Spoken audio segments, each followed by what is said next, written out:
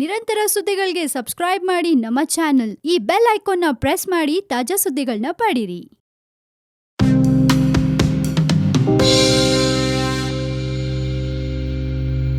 Hello, ನೀವು ನೋಡ್ತಾ ಇದ್ದೀರಾ one India Kannada YouTube channel. ನಾನು ರಾಶ್ಮಿ. ಫ್ರೆಂಡ್ಸ್, ನಿಮ್ಮಲ್ಲಿ ಎಷ್ಟು ಜನಕ್ಕೆ ಅವಲಕ್ಕಿ ಕಂಡ್ರೆ ಆಗಲ್ಲ? ಎಷ್ಟೋ ಜನ ಅವಲಕ್ಕಿ ತಿಂಡಿಗೆ ಮಾಡಿದ್ರೆ ಮೂಗ್ ಮುರಿತಾರೆ, ತಿನ್ನಕ್ಕೆ ಇಷ್ಟ ಪಡಲ್ಲ. ಆದ್ರೆ ನಿಮ್ಗೊಂದ್ ವಿಷಯ ಗೊತ್ತಾ? ಅವಲಕ್ಕಿಲಿ ಇರೋಷ್ಟು ಹೆಲ್ತಿ ಅಂಶಗಳು ಯಾವ್ದ್ರಲ್ಲೂ ಇಲ್ವಂತೆ. ಯಾರೆಲ್ಲ ಅವಲಕ್ಕಿ ಕಂಡ್ರೆ ದೂರ ಉಳಿತಾರೆ, ಈ ಸುದ್ದಿ ಕೇಳಿದ್ರೆ ಖಂಡಿತ ದಿನಾಗ್ಲೂ ಬೇಕಂದ್ರು ಅವಲಕ್ಕಿ ತಿನ್ನಕ್ಕೆ ಶುರು ಮಾಡ್ಬಿಡ್ತಾರೆ. ಹೌದಾ? ಅವಲಕ್ಕಿಲಿ ಅಷ್ಟೊಂದೇನಪ್ಪಾ ಇದೆ ಅಂತ ನೀವ್ ಕೇಳೋ ಪ್ರಶ್ನೆಗೆ ಉತ್ತರ ಹೇಳ್ತೀನಿ, ಕೇಳಿಸ್ಕೊಳ್ಳಿ. ಬೆಳಗಿನ ತಿಂಡಿಗೆ ಅವಲಕ್ಕಿ ತಿಂತೀರಾ? ಹಾಗಿದ್ರೆ ಇದು ಒಳ್ಳೇದು ನೋಡಿ ಅಂತ ಹೇಳ್ತಾರೆ. ಇನ್ನು ನಾವು ಯಾವ ಬಗೆಯ ತಿಂಡಿ ಊಟ ಮಾಡ್ತೀವಿ ಅನ್ನೋದು ತುಂಬಾನೇ ಇಂಪಾರ್ಟೆಂಟ್. ಬೆಳಗ್ಗೆ ನೀವು ತಿನ್ನುವ ಬ್ರೇಕ್ಫಾಸ್ಟ್ ಮಧ್ಯಾಹ್ನ ಹಾಗೂ ರಾತ್ರಿ ಊಟಕ್ಕಿಂತ ಹೆಚ್ಚು ಪೋಷಕಾಂಶಗಳಿಂದ ಕೂಡಿರ್ಬೇಕಾಗತ್ತೆ. ಬೆಳಗ್ಗೆ ತಿನ್ನೋ ಆಹಾರ ದಿನ ಇಡೀ ನಮ್ಮ ದೇಹಕ್ಕೆ ಬೇಕಾಗುವ ಪೋಷಕಾಂಶವನ್ನ ಒದಗಿಸುತ್ತೆ. ಹಾಗಾಗಿ ಬೆಳಗಿನ ತಿಂಡಿ ಆರೋಗ್ಯಪೂರ್ಣವಾಗಿರ್ಬೇಕು. ಅಂತಹ ತಿಂಡಿಗಳಲ್ಲಿ ಅವಲಕ್ಕಿನೂ ಒಂದು. ಮುಂಜಾನೆಯ ತಿಂಡಿಗೆ ಅವಲಕ್ಕಿಯನ್ನ ತಿನ್ನೋದ್ರಿಂದ ಯಾವೆಲ್ಲ ಉಪಯೋಗವಾಗುತ್ತೆ ಹೇಳ್ತೀನಿ, ಕೇಳಿಸ್ಕೊಳ್ಳಿ. ಅಂಟು ಮುಕ್ತ ಅವಲಕ್ಕಿಯು ಮುಂಜಾನೆಯ ತಿಂಡಿಗೆ ಉತ್ತಮವಾದದ್ದು. ಅತಿಯಾದ ತೂಕ ಇರೋರು ಇದನ್ನ ಸೇವಿಸೋದ್ರಿಂದ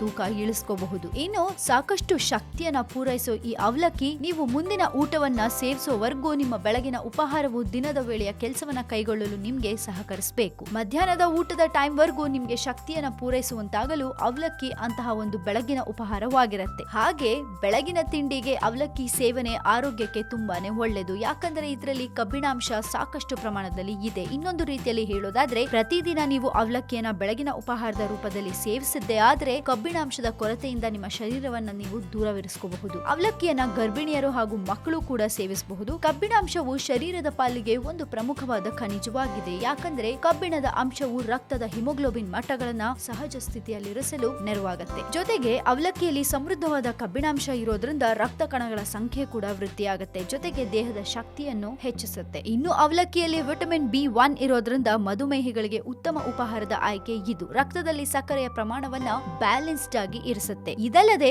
ಬೆಳಗಿನ ವೇಳೆ ನೀವು ಸೇವಿಸಿದ ಉಪಹಾರ ದಿನವಿಡೀ ನಿಮ್ಗೆ ಹೊಟ್ಟೆಯುಬ್ಬರದ ಅನುಭವವನ್ನ ನೀಡುವಂತಿರಬಾರದು. ಹೀಗಾಗಿ ಅವಲಕ್ಕಿಯನ್ನ ಬೆಳಗ್ಗೆ ಉಪಹಾರದ ರೂಪದಲ್ಲಿ ಸೇವಿಸೋದು ಒಂದು ಉತ್ತಮ ಉಪಾಯವಾಗಿರುತ್ತೆ. ಹಾಗೆ ಬೇಗ ಹಸಿವಾಗದಂತೆ ನೋಡ್ಕೊಳ್ಳುವ ಉಪಹಾರ ಕೂಡ ಇದು. ಇನ್ನು ಪ್ರೋಟೀನ್ ಸಮೃದ್ಧವಾಗಿರೋದ್ರಿಂದ ಸ್ನಾಯುಗಳ ದುರಸ್ತಿ ಹಾಗೂ ಆರೋಗ್ಯ ರಕ್ಷಣೆಗೆ ಸಹಾಯವಾಗುತ್ತೆ. ಜೊತೆಗೆ ಮೊಸರಿನ ಜೊತೆ ಅವಲಕ್ಕಿಯನ್ನ ಬೆರೆಸಿ ತಿನ್ನೋದ್ರಿಂದ ಮೂಳೆಗೆ ಅಗತ್ಯವಿರೋ ಕ್ಯಾಲ್ಸಿಯಂ ಕೂಡ ದೊರೆಯುತ್ತೆ. ಇನ್ನು ನಿಮ್ಮ ಮಕ್ಕಳಿಗೂ ಕೂಡ ಅವಲಕ್ಕಿಯನ್ನ ಕೊಡೋದ್ರಿಂದ ಅವ್ರಿಗೆ ಹೆಲ್ತ್ಗೆ ತುಂಬಾನೇ ಒಳ್ಳೇದು. ಹಾಗೆ ಬೋನ್ಸ್ ಕೂಡ ಸ್ಟ್ರಾಂಗ್ ಮಾಡುತ್ತೆ. ಸೊ ಕೇಳಿಸ್ಕೊಂಡ್ರಲ್ಲ ಅವಲಕ್ಕಿಯ ಮಹಿಮೆ ಏನು ಅಂತ. ಕೃಷ್ಣನ ಪ್ರಿಯವಾದ ಅವಲಕ್ಕಿ ನಮ್ಗೆಲ್ಲ ಕೂಡ ತುಂಬಾನೇ ಹೆಲ್ಪ್ಫುಲ್. ಹಾಗೆ ನಮ್ಮ ಹೆಲ್ತ್ ಕೂಡ ತುಂಬಾನೇ ಚೆನ್ನಾಗಿರುತ್ತೆ. ಸೊ ಯಾರೆಲ್ಲ ಅವಲಕ್ಕಿ ಅಂದ್ರೆ ಮೂಗ್ ಮುರಿತೀರಾ, ಯಾರೆಲ್ಲ ಅವಲಕ್ಕಿಯನ್ನ ಕಂಡ್ರೆ ಆಗಲ್ವೋ ಅವರೆಲ್ಲ ಈ ಸುದ್ದಿಯನ್ನ ಮರೀದೆ ಕೇಳಿ ನೋಡಿ. ಹಾಗೆ ಇವತ್ತಿಂದಾನೇ ಅವಲಕ್ಕಿ ಬಿಟ್ಟಿರೋರೆಲ್ಲ ತಿನ್ನೋದಕ್ಕೆ ಶುರು ಮಾಡಿ. ಸದ್ಯಕ್ಕೆ ಸುದ್ದಿ ಇಷ್ಟು. ನಿರಂತರ ಸುದ್ದಿಗಳಿಗೆ ನೀವು ಮರಿಬೇಡಿ ಸಬ್ಸ್ಕ್ರೈಬ್ ಮಾಡಿ ನಮ್ಮ one India Kannada YouTube channel. ಜೊತೆಗೆ ಈ ನಮ್ಮ ವಿಡಿಯೋ ನಿಮ್ಗೆ ಇಷ್ಟವಾದಲ್ಲಿ ದಯವಿಟ್ಟು ಶೇರ್ ಮಾಡಿ, ಲೈಕ್ ಮಾಡಿ, ಕಮೆಂಟ್ ಮಾಡೋದನ್ನ ಮರಿಬೇಡಿ.